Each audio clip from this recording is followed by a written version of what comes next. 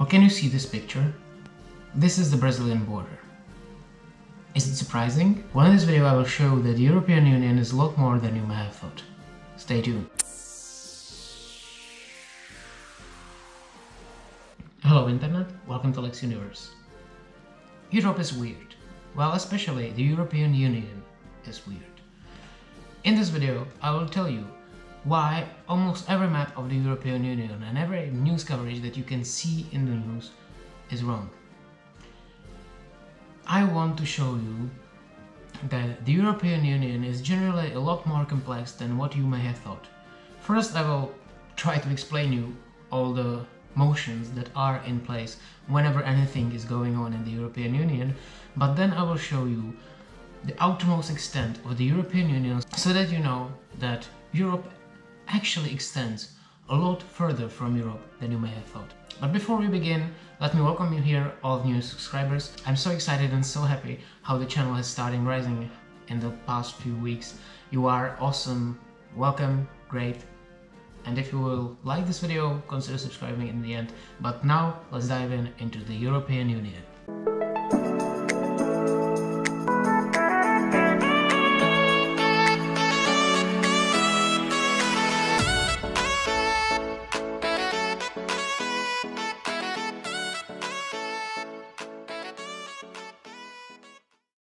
Before we begin, I first apologize if you start seeing sweats going all over my face. It's like gazillion degrees here, I'm sorry in advance. But let's talk about Europe. First of all, let me show you a chart of various organizations that try to integrate several European states. Here we can say how many organizations that we usually name as the European Union are really organized. When you take a look at the European Union itself, you can see that there are 27 countries. There used to be 28, but then the United Kingdom decided that we'll mix up things a little bit because they have been boring for quite some time and, well, they are no longer part of the European Union. As you can see, the 27 European Union member states are kind of integrated in many other ways. First of all, let's mention the Eurozone. Countries that are members of the Eurozone and also the European Union, which, well, all of them are the most integrated members of the European Union. There is 19 countries that are currently within the Eurozone, and that means that they are using the Euro. It's not so simple because, as you may have noticed, there are some other countries around the world that do use Euro as their official currency.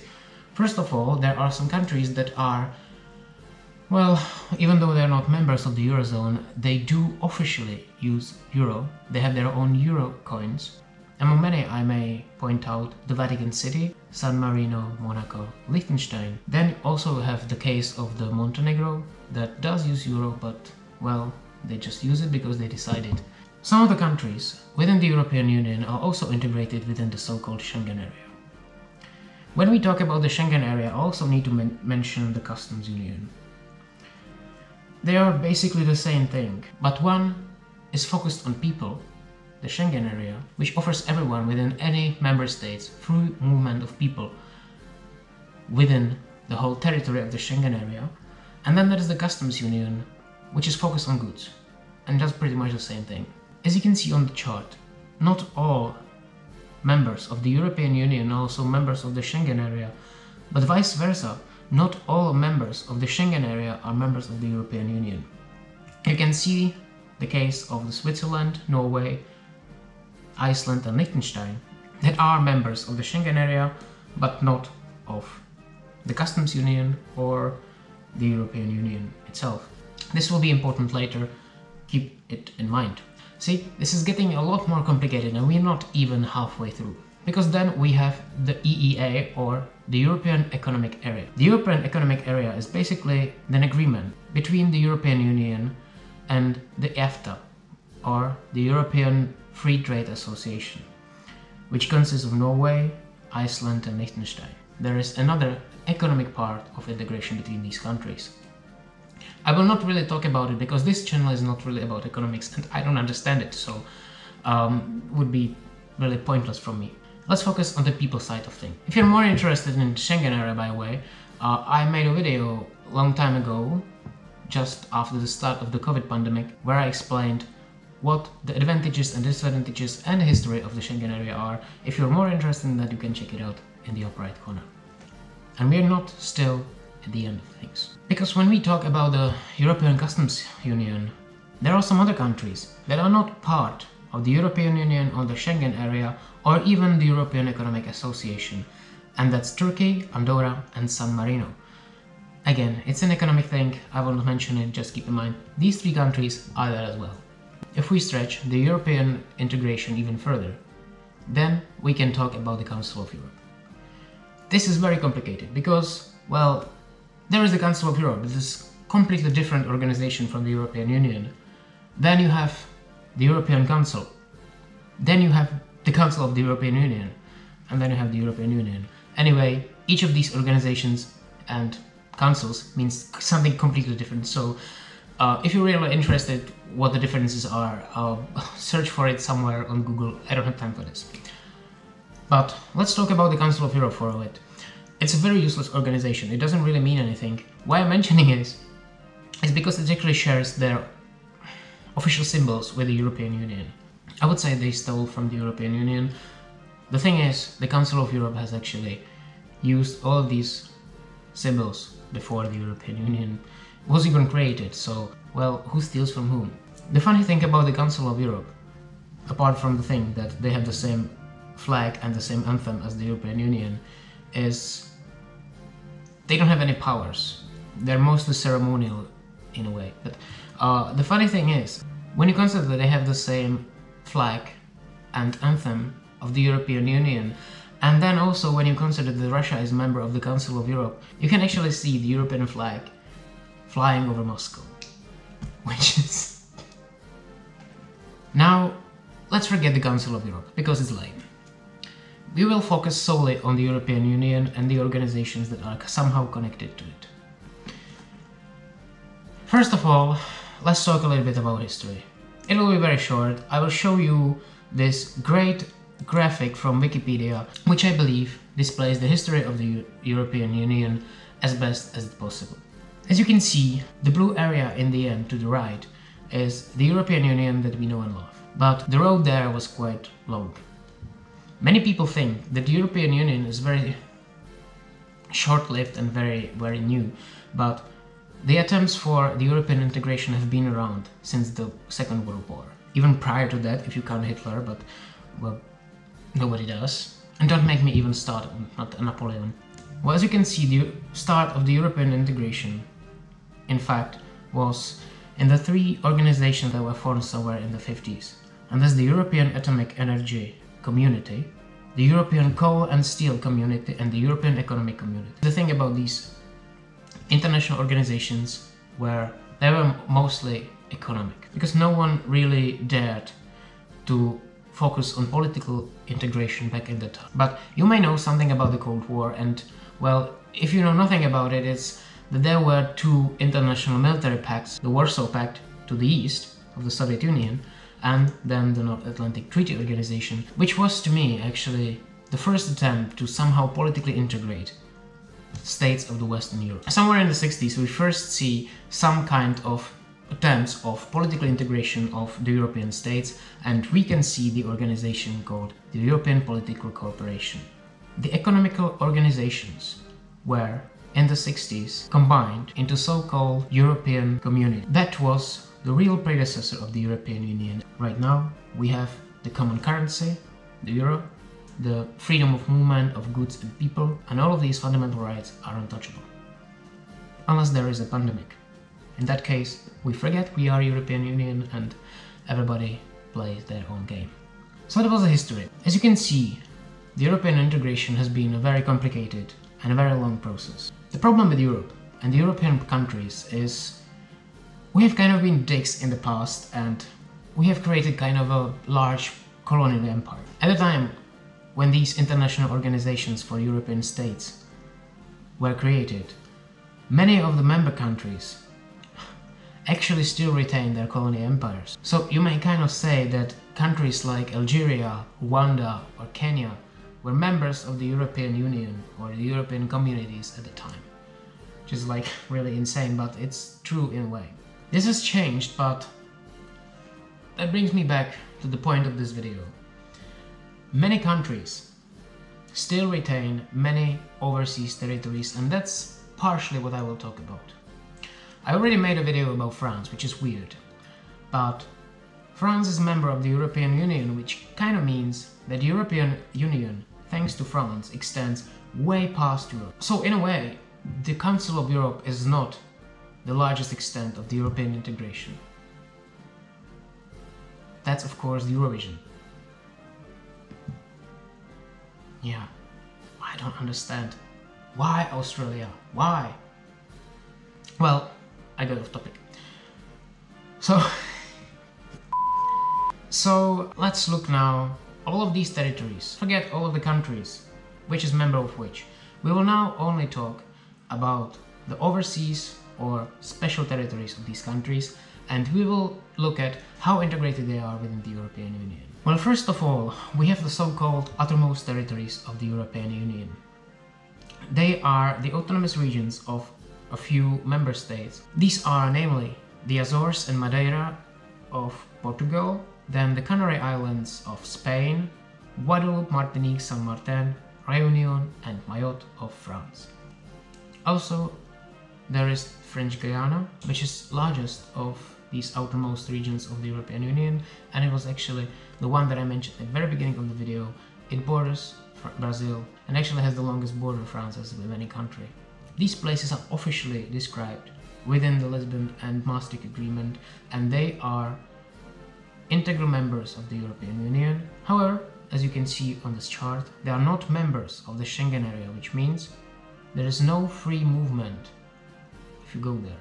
You still can go there just showing your ID card because they are members of the European Union, and if you fly from Paris to Réunion, it is still a domestic flight, so kind of works like that.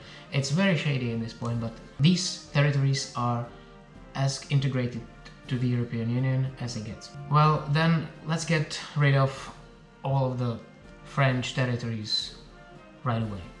We have Saint Barthélemy and Saint Pierre and Miquelon, which are two territories in Americas.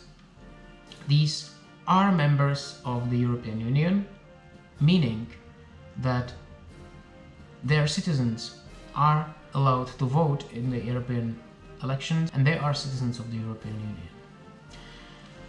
These two countries also use euro as their currency, so they are members of the Eurozone.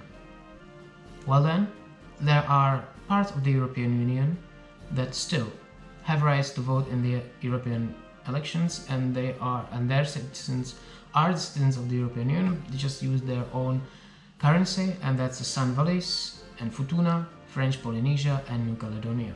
Now let's talk about Schengen, because the amount of territories that are outside of Europe and are still part of the Schengen area is quite limited.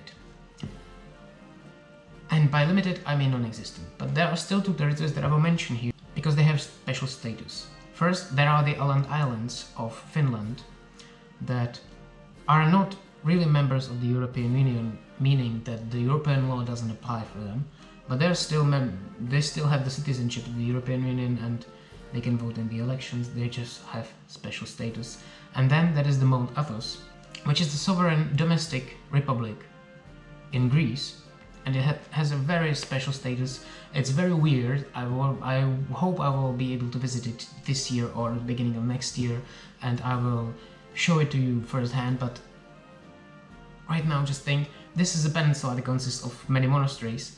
They have special place within the Greek constitution, and also when Greeks join the European Union and the Schengen area, they have their own special article within the agreement. They have their own jurisdiction, meaning that the European one doesn't apply for them, and they also have this ban for women to come there, which is something that's completely unthinkable in the rest of the European Union. So I will mention it here, even though it's still like integral part of Greece. And well, as you can see on this chart, it is still part of the European Union. Now, if we move even outwards, there are parts of the Eurozone and the European Union that, however, are not parts of the customs area. The reason for this is they have a very specific location. First of all, there's Buzingen, Aave, Holstein, Heligoland and Livigno, which are territories of Germany and Italy respectively that are effectively exclaves in Switzerland, meaning that they are parts of the Swiss customs union. As you could see, Switzerland is not part of the customs union of the European Union. So these countries normally use euro. You can go there without any problem, nobody will check your passport because it's part of the Schengen area, but they are outside of the customs area. The same thing goes for Ceuta and Melilla, which are two parts of Spain that are located on the African continent. There are two cities, they are integral parts of Spain, however, well, they are not within the Schengen area because it's kind of easy to get there from Morocco, and well, as you may have noticed in the past 6 years, the Europeans really don't like immigrants, so it's kind of a thing. Although there are some motions to make these two cities part of the Schengen area and also part of the customs union, but as of right now they are not. Moving even further, we are leaving the European Union. Everything that I've mentioned so far was in a way integrated within the European Union, meaning that the people could vote in the European elections, and at least to a certain degree European law did apply there. Not completely, but somehow. Now there are several territories that are more autonomous, but their inhabitants are still citizens of the European Union by law. And this is Greenland, which is an autonomous part of Denmark. The EU law doesn't apply there. It's not part of the customs union with a few exceptions, but it's not part of the European Union because of their fishery rules. Like, you know, whenever you hear about the European Union, I think that the first thing that everybody speaks about is fishery. I mean, we had this Brexit situation thingy that was going on, and well, you may have noticed everything that everyone talked about was fish. Does everybody love fish so much, or I don't understand? Come on. So that's Greenland.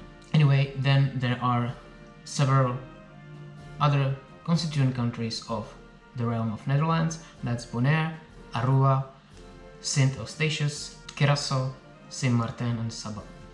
Now we will return back to the customs area, although these two territories are not part of the European Union and their inhabitants are not the EU citizens, but because of their location they are parts of the European customs area, and those are the British overseas territories of Akrotiri and Dhekelia. These two military bases are located in Cyprus, and because there are no actual border crossings there and no passport checks and no goods customs check, well, they are part of the European customs area. And they are the last remnant of the British Empire that's still part of Europe. We will end this with the Faroe Islands, which are part of Denmark, but unlike Greenland, their inhabitants do not have the citizenship of the European Union because they don't have Danish nationality. So I'm mentioning them only because they are part of Denmark, but they are completely outside any kind of integration within the European Union and all adjacent organizations. Now, what's the point of this video? I really enjoy these weird geographic facts, and you know, the former colonialism of European powers creates so many weird geographical features around the world that it never stops fascinating me. I'm sure I will return to many of them in the future videos. But if you like this one and you found it informative, interesting, funny, even boring, give me a like. It will not cost you anything and it will make my day. If you like my content, subscribe to my channel, ring the notification bell because, well, then you will not miss any of the future videos. Check out my other social media where you'll find some interesting pictures from my travels, especially on Instagram. And well, that's all I ever say. See you in the next video. Have a wonderful day.